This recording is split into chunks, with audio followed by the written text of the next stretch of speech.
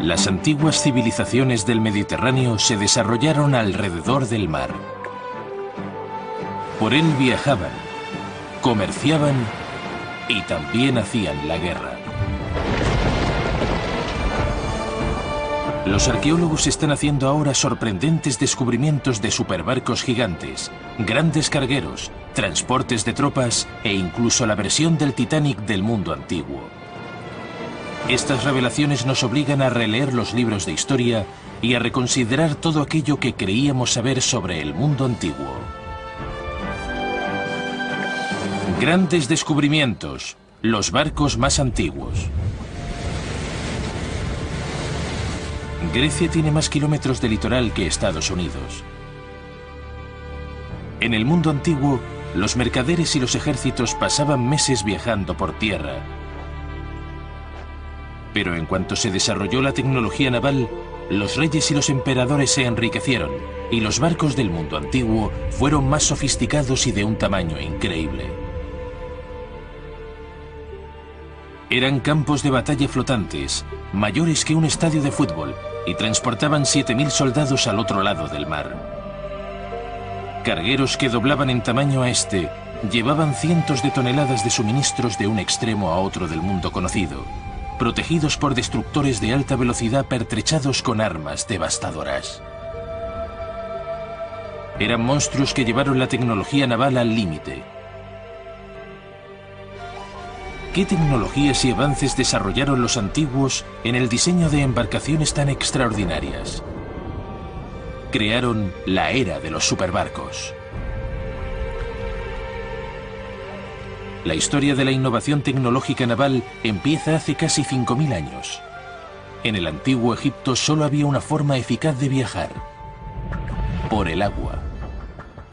La principal vía de transporte en el antiguo Egipto eran los ríos y el mar, especialmente el Nilo. Puedes lanzar un trozo de madera en Asuán y seguirá su camino hasta el Mediterráneo. Sin el río Nilo, Egipto no existiría. No solo le suministraba agua, sino que además era la autopista principal del país. Los egipcios se enfrentaban al gran problema de transportar los enormes bloques para construir sus monumentos colosales que han perdurado hasta hoy.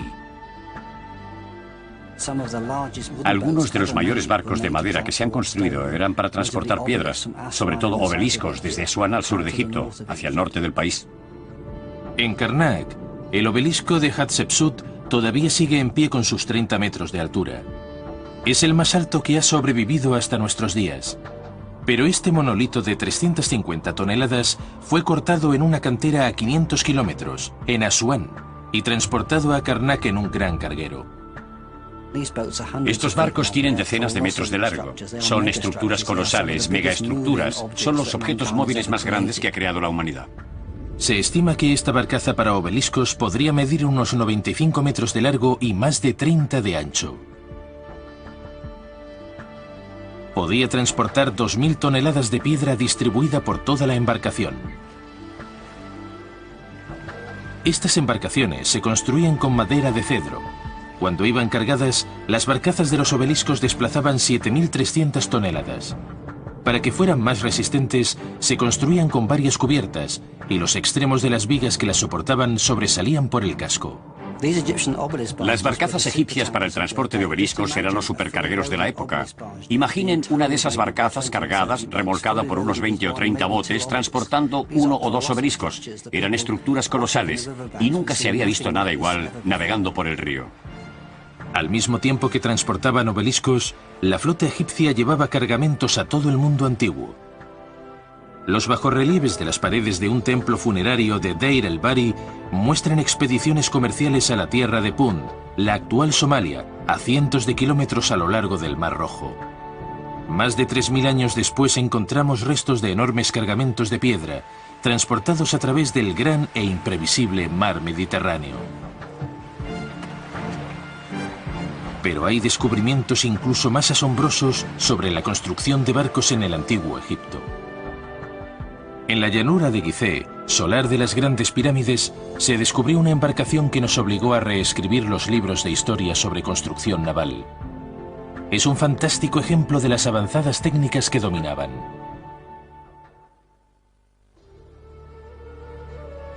fue descubierto casualmente durante una excavación en la Gran Pirámide de Gizeh en 1954.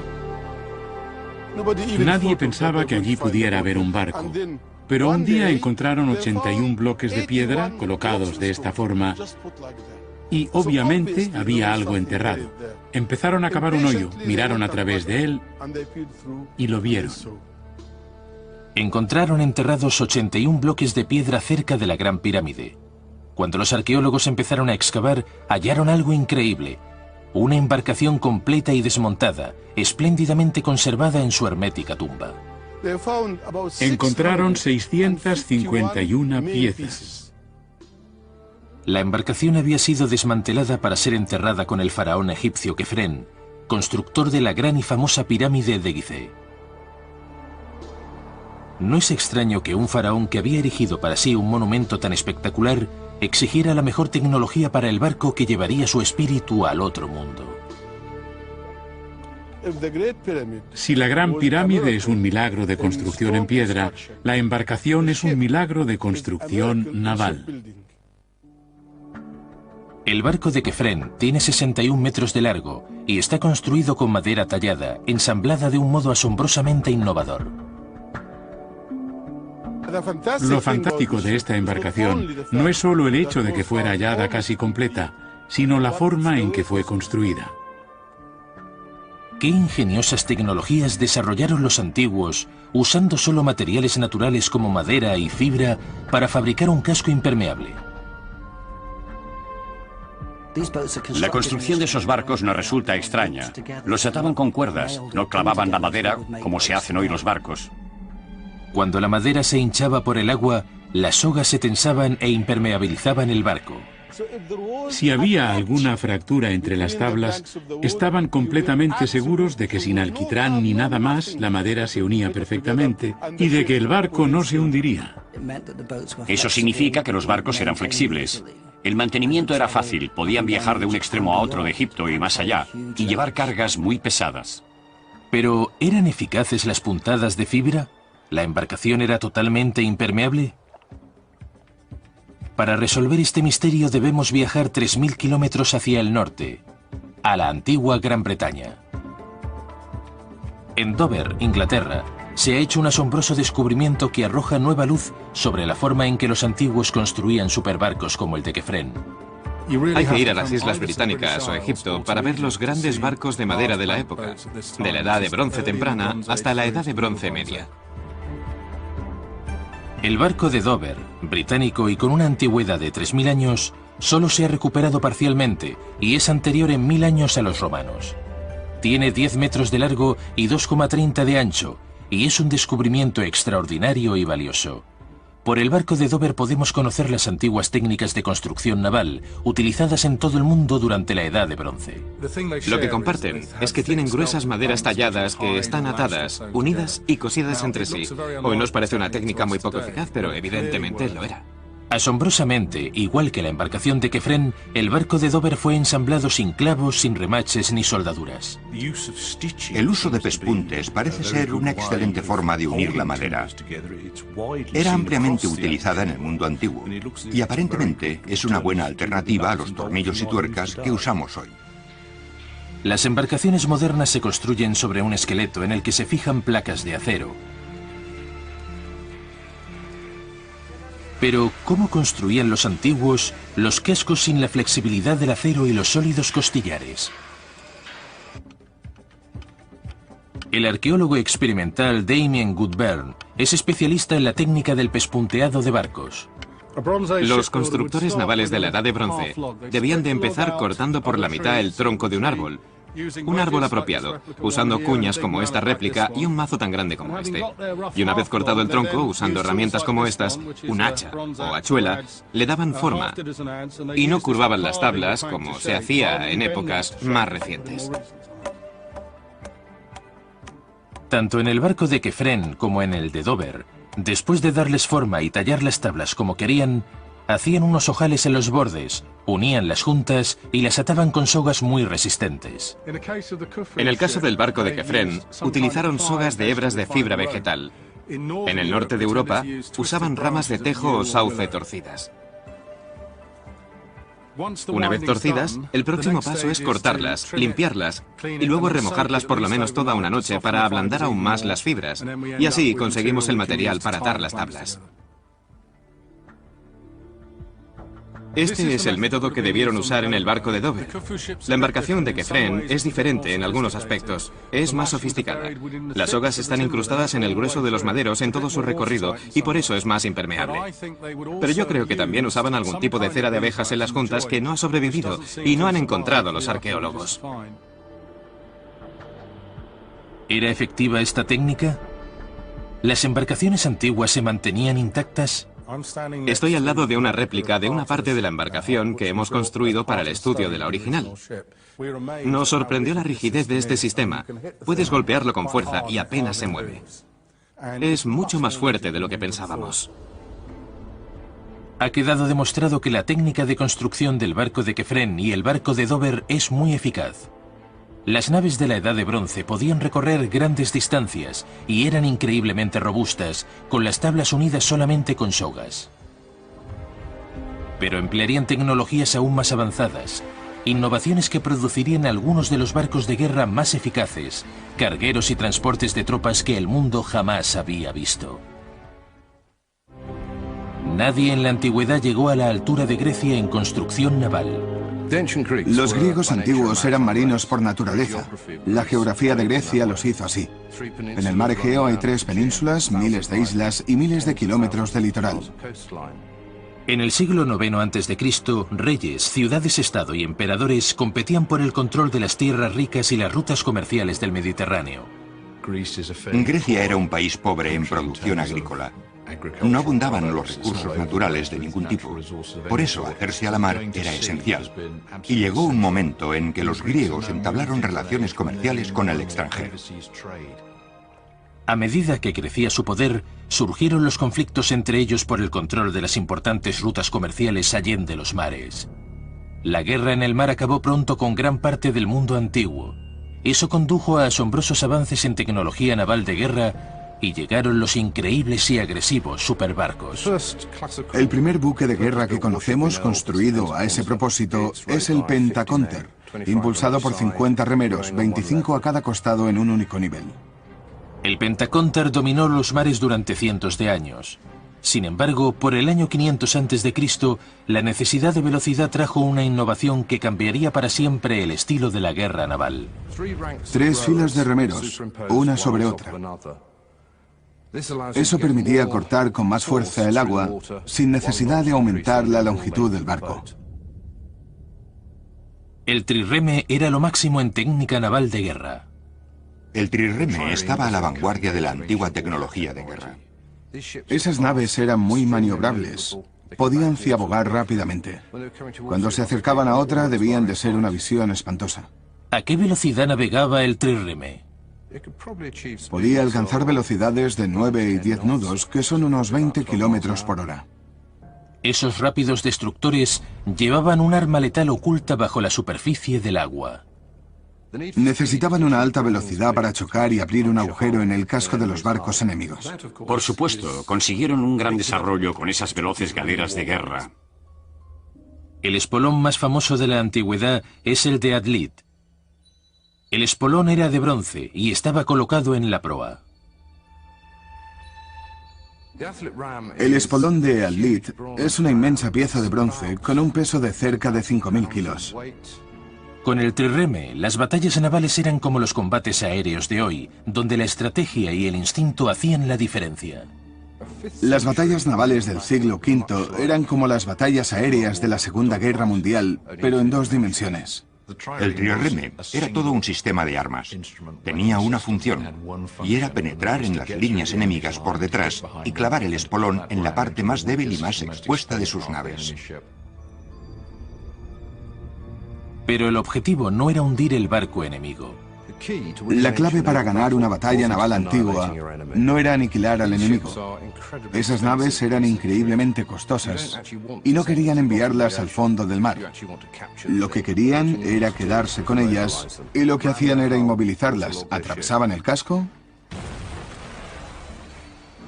inundaban el barco y luego lo remolcaban. pero era una táctica muy arriesgada. No quieres quedarte atascado en la nave enemiga. Quieres darles fuerte, pero apartarte en cuanto le has dado. 2000 años después, en una moderna herrería de Gran Bretaña se busca la respuesta a una pregunta incontestada durante más de 2000 años. ¿Cuál sería la velocidad óptima de choque para infligir el máximo daño posible al enemigo sin quedar atascados o arriesgarse a perder el espolón? Para hallar la respuesta construirán un antiguo espolón de guerra. La parte más costosa de un trireme es el espolón, con 250 o 500 kilos de bronce. En el mundo antiguo era un metal muy valioso, y las flotas constaban de 200 o 300 naves. No querían buscar más bronce, sino recuperar el suyo propio. Aunque este espolón es más pequeño que los antiguos, usando materiales y maquinaria moderna podemos recrear el devastador impacto y la fuerza destructora del espolón de Ad-Lid. El espolón estaba a nivel del agua, y lo que se pretendía con él era abrir un agujero justo por debajo de la superficie. Por lo tanto, tenía forma de tridente vertical para maximizar el daño. ¿Qué daños podía causar el espolón? Para comprobarlo, primero deben construir la proa de un barco de ataque.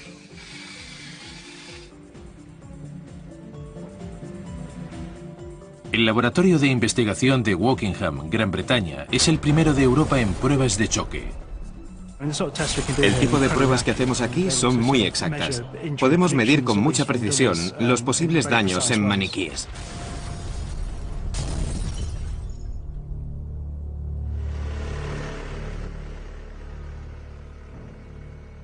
El tamaño de esta réplica pesa la mitad que el espolón de Ad-Lid. El auténtico pesaba 1 tonelada y para subirlo a la nave debieron necesitar 30 o 40 robustos griegos. Nosotros usamos un brazo elevador, pero estamos en el siglo XXI. Colocan el espolón en un carro de pruebas de choque y en total pesa más de 2 toneladas. Esta réplica tiene la mitad del tamaño del espolón de Ad-Lid, la pieza más importante del equipo de una galera que se ha encontrado. Hoy vamos a averiguar los daños que produce un espolón como este al chocar contra el costado de una nave. ¿Qué fuerza y qué velocidad son necesarias para conseguir el efecto deseado?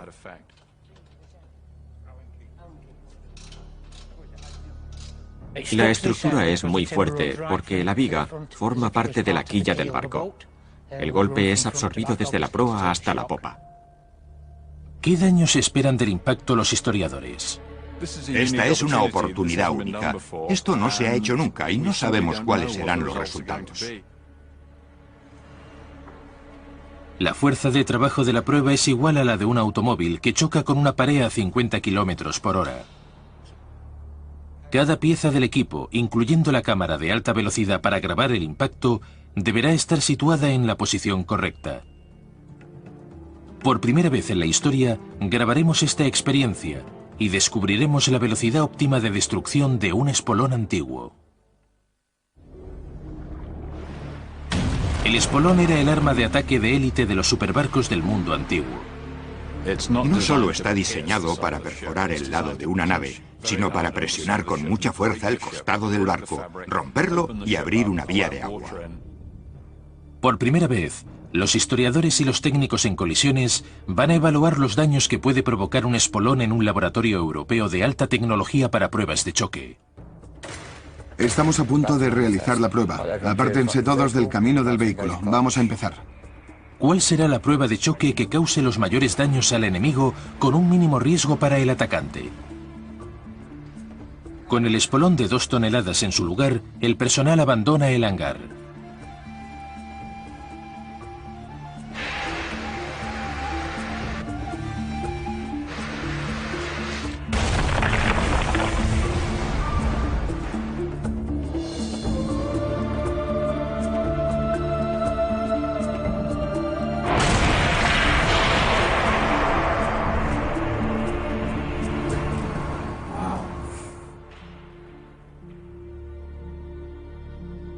La primera prueba a solo 5 nudos ha abierto un agujero en el casco de la embarcación, lo suficiente para inundar un buque de guerra y dejarlo fuera de servicio. Por los textos que hemos leído, pensábamos que la velocidad de choque debía ser un poco más alta y habíamos sugerido una mayor fuerza de salida para abrir un agujero en el costado de un barco. El primer intento es un éxito a solamente 5 nudos. Pero si incrementamos la velocidad, ¿podemos causar más daños en el casco enemigo sin arriesgar la parte más valiosa de una nave antigua, el espolón? La próxima prueba es a una velocidad de 7 nudos, bastante más rápida. El espolón hará más presión, suficiente para abrir un agujero en el costado del barco, un destrozo total.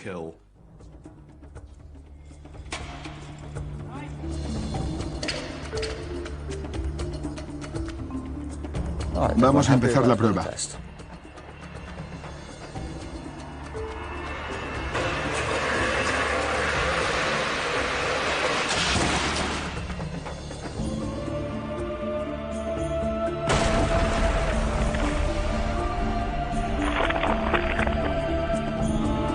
A 7 nudos, el espolón penetra en el casco más de 60 centímetros, abriendo un agujero de más de 60 centímetros de diámetro. El espolón ha atravesado la parte más dura del barco. No ha sido a toda velocidad, solo a 7 nudos. Las naves podían navegar a 10 nudos, pero no es necesaria la velocidad máxima para abrir un agujero en el costado de la embarcación e inundarla, dejarla inoperante. Un barco con un agujero de este tamaño no puede seguir luchando, y mientras, la galera de choque puede retirarse y continuar. Puede ir y hacerle lo mismo a otro barco. Esta vez el espolón ha entrado 60 centímetros. Probablemente es demasiado, y de ocurrir en una batalla, le habría sido muy difícil desengancharse. Es necesaria mucha fuerza mecánica para sacarlo, y toda la estructura del objetivo chirriaba y se combaba cuando lo estábamos sacando. Hace mucho que enseño historia naval y nunca había visto cómo atravesaba un espolón el costado de una galera. Y hasta hoy nadie lo había visto. Esto no se había hecho desde hace 2000 años.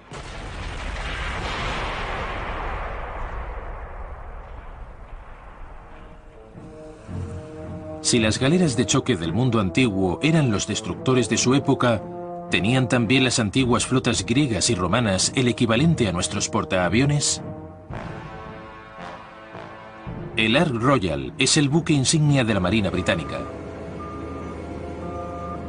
Con una tripulación de centenares de personas y el tamaño de uno de los estadios de fútbol más grandes, el portaaviones es un superbarco del mundo moderno. Abandonen el puente. ¿Podían los antiguos construir superbarcos de un tamaño tan enorme? Alejandro Magno conquistó la mayor parte del mundo conocido, incluyendo Egipto, con la ayuda de su innovadora flota naval. En el año 330 a.C., el mundo conocido estaba gobernado por un solo emperador, Alejandro Magno. Cuando murió, Alejandro legó su imperio a sus generales, y los más famosos eran los Ptolomeo de Alejandría en Egipto. En Egipto, sus sucesores, la dinastía tolemaica, llevaron las cosas a un nivel ridículo en el diseño de los buques de guerra. Las naves eran cada vez más y más grandes. Los gobernantes ansiaban riqueza y poder. El Mediterráneo oriental estaba dominado por 3 grandes poderes, sucesores de Alejandro. Egipto, Siria y Grecia habían acabado con el imperio persa, habían conquistado Egipto, poseían enormes sumas de dinero y querían demostrar quién era el mejor. Los arqueólogos han hallado extraordinarias pruebas de superbarcos de guerra, los portaaviones del mundo antiguo. Es una clase diferente de barcos de combate, para batallas navales en el mar, para preparar invasiones por tierra como los portaaviones de ahora. En el año 130 a.C., Demetrio, un constructor de barcos de guerra, desarrolló navíos tan grandes que podían transportar enormes torres de asedio totalmente montadas. Dividida en varias plantas y con capacidad para 200 soldados, la torre medía 45 metros de altura y casi 25 de anchura. Contenía una batería de catapultas y ballestas de largo alcance. Para subir y bajar de los pisos llevaba escaleras de mano. El frente, que estaba expuesto al ataque, era a prueba de fuego y estaba cubierto con pieles de animales. Un portaaviones moderno como este dispara 4.500 proyectiles por minuto. Los grandes barcos antiguos también llevaban a bordo su propia capacidad armamentística. Catapultas que disparaban rocas, flechas, lanzas, jabalinas. Pero a la cabeza, y con bastante ventaja sobre el resto, estaba la mayor estación de combate jamás construida. Era tan grande que probablemente no se ha visto nada igual hasta la era industrial moderna. A este superbarco se le ha llamado el 40. Era una nave enorme y debía medir unos 120 metros de largo. Pesaba aproximadamente 4.000 toneladas. Era un barco colosal. Se cree que la impulsaban 4.000 remeros. Era más grande que varios campos de fútbol juntos. Por su tamaño debía de ser como un moderno estadio deportivo. Para mantener a flote tanto peso, la nave tenía un revolucionario diseño. La innovación que le daba la capacidad de llevar tantas personas a bordo era esencialmente el hecho de que eran dos barcos. Era un catamarán, tenía dos cascos, y eso permitía que la cubierta fuera muy grande. Por lo menos, esa es la interpretación más probable por las pruebas que tenemos. El 40 tenía 15 metros de ancho y 120 metros de largo, con espacio para 4.000 remeros. Son muchos, y los especialistas han tratado de averiguar cómo podían acomodar en la nave a ese gran número de remeros. La explicación más plausible es que cada remo era manejado por varios hombres. Creo que unos tiraban y los otros empujaban. Se cree que había 3 filas con un equipo de hombres que remaban al unísono. Solo se necesita un hombre experimentado en el extremo del remo que dirija a todos los demás. Eso supone 7 cuerpos y un cerebro. Esto llevó el poder de la tecnología del remo a su límite definitivo. 40 remeros por equipo, multiplicado por 100 equipos, hacen un total de 4.000 hombres. El equipo armamentístico de un barco como el 40 estaba formado en gran parte por lanzadoras de proyectiles, ballestas y catapultas, lanzadoras de piedras, de pernos. Tiene una cubierta abierta muy grande como la de un portaaviones moderno. Parece una torre de asalto, se mueve casi tan despacio como una torre y transporta muchos hombres. Es un tipo de arma muy diferente. Si lo compararas con un barco moderno, sería como los portaaviones más grandes que tiene la Armada. Esto habría sido una pieza maestra en una batalla. Habría sido una plataforma casi inmóvil, alrededor de la cual tendrían lugar muchos enfrentamientos. Aunque la leyenda dice que no se usaba para la guerra, es evidente que por su tamaño fue diseñado específicamente para superar a las otras naves. Es posible que fuera más para aparentar que para un uso práctico. Es difícil imaginar cuánto tiempo habrían tardado en moverlo y detenerlo 4.000 remeros. Antes de conseguirlo, la mayoría de ellos necesitarían comer o zarpar otra vez. Pero, ¿qué otro objeto tenía desarrollar un barco de guerra tan enorme? Evidentemente, Ptolomeo IV usaba la nave como medio para demostrar a la oposición su poder, su riqueza y su esplendor. ¿Qué llevó a los gobernantes antiguos como Ptolomeo a desarrollar esos enormes superbarcos? Esa gente no solo estaba mostrando el poder de sus países, sino también su hegemonía y esplendor como gobernantes. A pesar de lo asombroso que es este barco de guerra, hay pruebas en textos antiguos de una nave aún más impresionante. Un barco que servía tanto a propósitos comerciales como de guerra. El más grande conocido en el mundo antiguo. El Titanic de la antigüedad.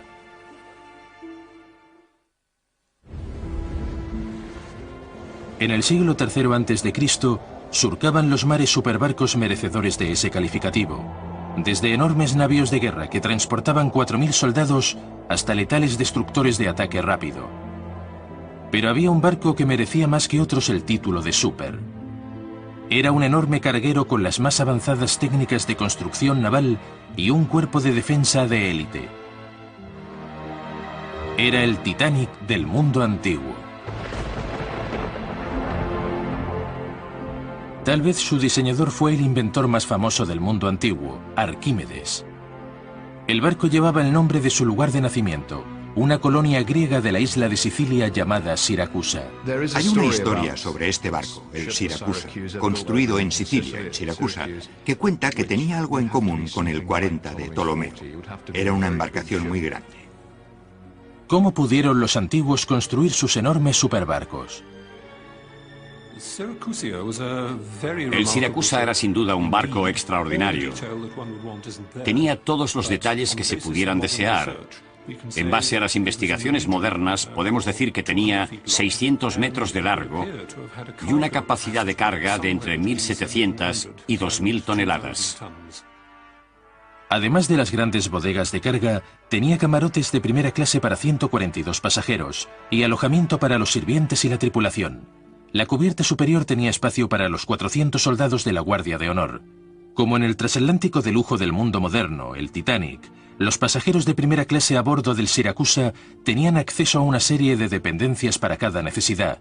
Una biblioteca y una sala de lectura silenciosa, paseos bordeados de flores, una capilla dedicada a Afrodita e incluso un baño lujosamente equipado para aquellos que deseaban las máximas comodidades. Se empleó la madera necesaria para 40 barcos de guerra. ¿Cómo podía moverse una nave tan gigantesca? El Siracusa era un velero y no estaba diseñado como una galera. No estaba diseñado para ser propulsado por remos y tenía 3 mástiles inmensos. Todas las embarcaciones deben bombear constantemente el agua de sus pantoques. ¿Cómo podían evitar que se inundara una nave tan grande? Y ahí es donde aparece otra vez Arquímedes. Para achicar el agua llevaba instalado un tornillo sin fin de Arquímedes y solo había que darle vueltas para que sacara el agua. La leyenda cuenta que Herón, rey de Siracusa, quería que Arquímedes aplicara su tornillo a otros usos y le desafió a mover con su técnica el Siracusa, una nave de 4.000 toneladas, para mostrar su máquina al mundo.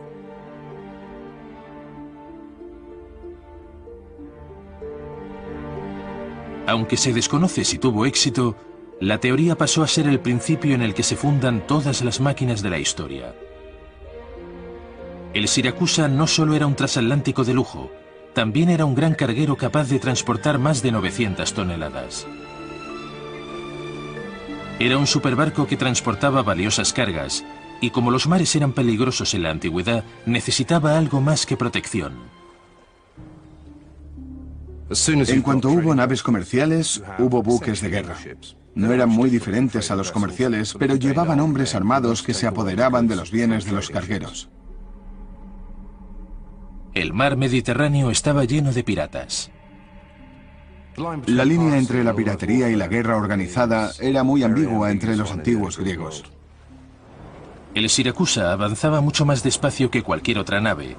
¿Cómo se defendía de los atacantes? Era un cruce entre un buque mercante, un crucero de lujo y un barco de guerra. Y llevaban mucho material para defender. El Siracusa iba fuertemente armado y era defendido por soldados apostados en torres de 8 cubiertas, y defendían el barco desde las cofas de los 3 mástiles hasta las altas plataformas de combate. El navío estaba equipado con una enorme catapulta basada en un diseño de Arquímedes. Esa asombrosa catapulta era capaz de lanzar una lanza de 5 metros o piedras de 90 kilos a una distancia de 180 metros. Era una máquina enorme que asustaba y disuadía a cualquier posible enemigo. Hoy podemos comprender el impacto de la catapulta por los estudios realizados en Xanten, Alemania, con una versión de mano de la catapulta. Esa catapulta es un gran descubrimiento. Al principio estaba cubierta de arenisca. No sabíamos qué era. Fuimos muy cautelosos.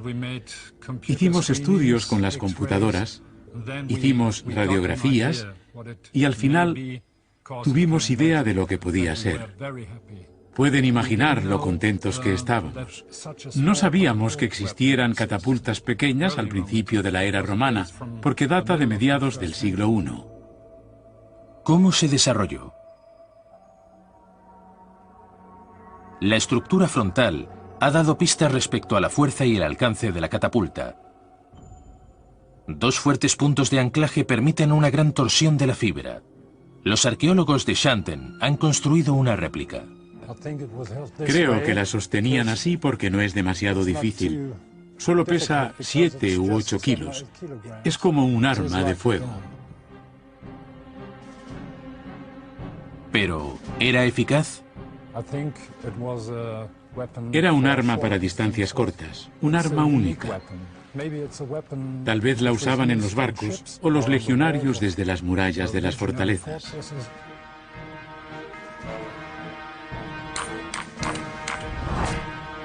Con un arma 50 veces mayor que la ballesta de Shandon, el Siracusa debía de ser una visión impresionante. Era el barco más grande de una flota de superbarcos que gobernaban los mares de la antigüedad.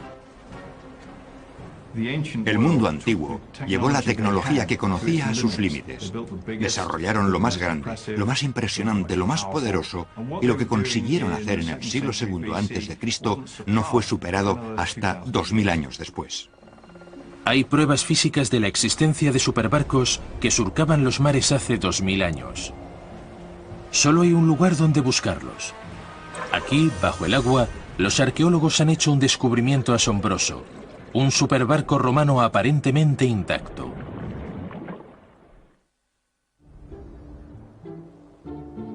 En el mundo antiguo, era necesario tener una armada poderosa para proteger las colonias extranjeras, a los aliados y las rutas mercantiles. En el apogeo del Imperio Romano, en los cargueros se transportaban tesoros de un valor incalculable y millones de toneladas de piedra por todo el Mediterráneo. Descubrimientos arqueológicos recientes nos muestran que las naves usadas para llevar esos cargamentos al otro lado de los mares eran realmente grandes. En la costa de Turquía se encuentra el pecio de un asombroso superbarco romano. Esa nave es una de las muchas otras que transportaban mármol diaria o semanalmente por todo el Mediterráneo. Las embarcaciones gigantes estaban destinadas al transporte de cargamentos. Solían llevar enormes lajas de mármol desde las canteras a todo el imperio. Sabemos que los antiguos se referían a esas embarcaciones como naves lapidarias, barcos para piedras. Eran construidas para ese propósito. El imperio romano estaba en un estado de constante construcción. Monumentos colosales como el Coliseo, la columna de Trajano y miles de templos se erigían por todo el mundo conocido. Pero transportar los materiales de construcción era un reto. Conseguían el granito y la piedra en canteras de los rincones más lejanos del imperio y llegaban desde el otro lado del mar en cantidades inmensas. Imaginen 40 de esas embarcaciones navegando desde la isla de Proquenisis a cualquier ciudad griega o romana, transportando material para construir un templo. Y ese enorme trabajo requería grandes naves especializadas. El pecio que hemos descubierto en Kisilburun es indudablemente del tipo más grande de esos superbarcos. Se estima que esa barcaza transportaba docenas de tambores de piedra y bloques tallados, y probablemente naufragó durante una tormenta. Hay 8 secciones de columna que pesan 6 o 7 toneladas cada una, y un capitel que pesa aproximadamente 6 toneladas. Y luego tenemos otro cargamento de bloques que en total deben de pesar unas 2 toneladas. Así que se trata de un cargamento de 70 a 75 toneladas. El pecio de Kisilburun es una de las naves de transporte más grandes descubiertas por los arqueólogos. Es también uno de los hallazgos más completos, un baúl de los tesoros en cuanto a información para los arqueólogos que trabajan en él. Lo más excitante de este naufragio es el hecho de que el cargamento de piedra está casi totalmente intacto. El barco está en el lecho marino, a unos 45 metros bajo la superficie. ¿Llevaba la carga adecuada? ¿Estaba sobrecargado? No lo sabemos. Parte del casco está enterrada y solamente es visible el cargamento. La investigación es un proceso peligroso. El pecio está a unos 45 o 48 metros. Durante siglos ha estado fuera del alcance de los buscadores de tesoros, de los submarinistas y rescatadores. Pero, por otra parte, eso hace más difícil nuestro trabajo, porque el tiempo de inmersión es limitado. ¿Llevas el indicador de profundidad? Hoy, Débora y su equipo bajarán hasta el fondo y por primera vez intentarán levantar parte de la carga del barco, que nadie ha visto durante casi 2000 años.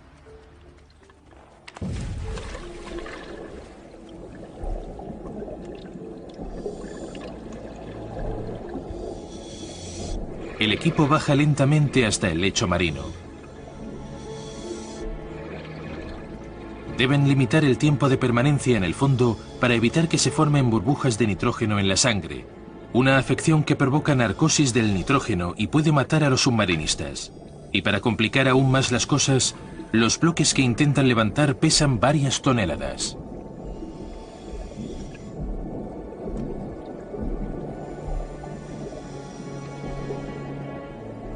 Izan los bloques uno a uno usando aire comprimido. El equipo debe trabajar rápidamente en esas profundidades. A los 15 minutos de estar en el fondo, suena una alarma para avisar a los submarinistas de que deben ascender a la superficie o arriesgarse a sufrir graves lesiones. Una vez en la superficie, deben tener un cuidado extremo para cargar los bloques en el barco. Estas piezas de mármol no han visto la luz del día durante más de 2 milenios. Los bloques se colocaban de forma específica para aprovechar el espacio y repartir el peso. ¿Cómo los subían los romanos en los barcos de esa forma tan precisa?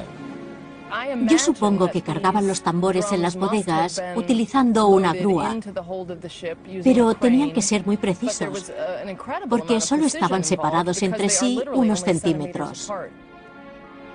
Hoy sigue siendo un misterio cómo cargaban los barcos los antiguos con tanta precisión. Estamos hablando de 70 toneladas de bloques colocados a unos centímetros entre sí. Hemos tenido que emplear todos nuestros recursos y mucha paciencia para levantar 2 del lecho marino. Hemos adquirido un profundo conocimiento de la tecnología romana y de lo que los romanos eran capaces de hacer habitualmente. Otro misterio es cómo podía sostener la embarcación ese enorme peso. Probablemente ese barco tenía un casco doble. Creo que tendría que ser así para sostener ese tipo de carga. Eso supone 2 capas de tablas de madera, una interior y otra exterior.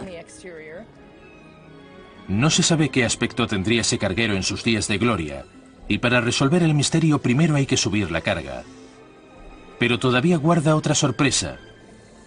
Después de haber apartado los bloques de mármol, Debbie y su equipo descubren algo aún más sorprendente. Había previsto que al quitar los tambores veríamos el casco. Nos sorprendió descubrir que había otra cubierta con vasijas y más bloques de mármol. Es un barco mucho más grande de lo que habíamos pensado. La segunda bodega de carga contenía cientos de ánforas. Debbie y su equipo se dan cuenta de que el barco era mucho más grande de lo que creían. Las ánforas dan a los arqueólogos una nueva idea de los artículos que transportaban los antiguos y hasta dónde viajaban. A menudo encontramos semillas de uva, pepitas de uva que nos dicen que las vasijas contenían vino, pero también existe la posibilidad de que se transportaran otros productos primarios orgánicos, como mariscos e incluso carne. Vamos a averiguar qué llevaban, pero debemos recordar que estas ánforas eran reutilizables, se hacían en un lugar y se enviaban al otro lado del Mediterráneo. Probablemente esta se hizo en Italia y luego la enviaron al norte de Grecia, y desde allí podría haber vuelto conteniendo otra cosa. Por su contenido, queda claro que esta embarcación transportaba materiales de construcción y alimentos desde el centro del Imperio Romano al norte de Grecia. Los resultados muestran una asombrosa red de trayectos a través del mar abierto. Los superbarcos viajaban a todos los rincones del mundo conocido. Sin una avanzada tecnología naval, los romanos no habrían podido transportar los materiales de construcción a todo el Mediterráneo para construir los grandes e impresionantes monumentos que todavía perduran hoy. Pero el mar sigue teniendo otros secretos que aún no se han descubierto. Es difícil y poco frecuente encontrar restos de naufragios. ¿Quedan todavía superbarcos esperando a ser descubiertos? En realidad solo hemos empezado a rascar la superficie. Cuando las técnicas de submarinismo estén más avanzadas y ampliemos nuestra búsqueda en aguas más profundas, se descubrirán más restos de naufragios, se resolverán más misterios y el mar nos revelará los secretos de los superbarcos del mundo antiguo.